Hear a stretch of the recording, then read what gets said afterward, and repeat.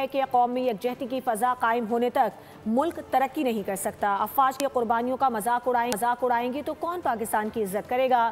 جادو ٹونے سے نہیں، ملک محنت سے ترقی کرے گا۔ وزیر اعظم شہباز شریف کا قومی علماء کنونشن سے خطاب۔ بولے پاک فوج نے دلیری اور جرات سے جنگ لڑی ہے۔ فیلڈ مارشل نے جنگ کی قیادت کی۔ مسلح افواج کی جرات اور بہادری سے دشمن کو عبرت ناک شکست ہوئی ہے۔ کچھ لوگ عسکری قیادت کے خلاف زہر آلود پروپیگنڈا کرتے ہیں۔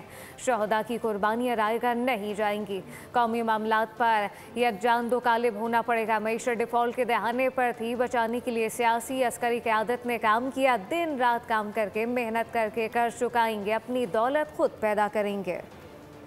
قوم کے اندر یکجہتی، اتحاد کی فضا قائم نہیں کرتے، میں سمجھتا ہوں کہ ملک آگے ترقی نہیں کر سکتا۔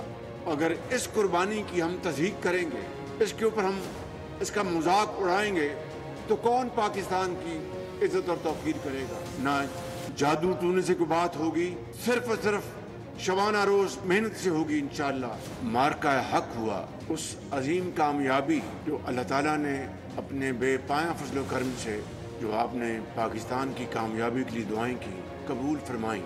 جرت کے ساتھ اس جنگ کو لیڈ کیا فیلڈ مارشل سید عاصم منیر نے۔ افواج پاکستان کے خلاف زہر آلود پروپیگنڈا کیا جائے تو یہ صرف میری ذمہ داری نہیں، بلکہ یہ میری کیبنٹ کی ذمہ داری، یہ آپ کی بھی ذمہ داری ہے کہ آپ اس فوج کا آپ دفاع کریں جس نے پاکستان کا دفاع کرنے کے لیے اپنی خون کی قربانی دی اور ازلی دشمن کا وہ شکست دی کہ وہ قیامت تک یاد رکھے گا۔ قیامت تک اپنی اس معیشت کو جو ڈیفالٹ کے دہانے پہ تھی، اس کو خدا تعالیٰ کے فضل و کرم سے سیاسی اور عسکری قیادت نے مل کے کام کیا۔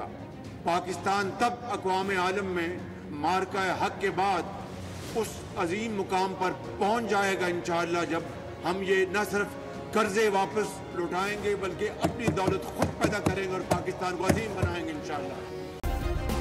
سبسکرائب کریں اور بیل دبائیں تاکہ کوئی خبر رہ نہ جائے۔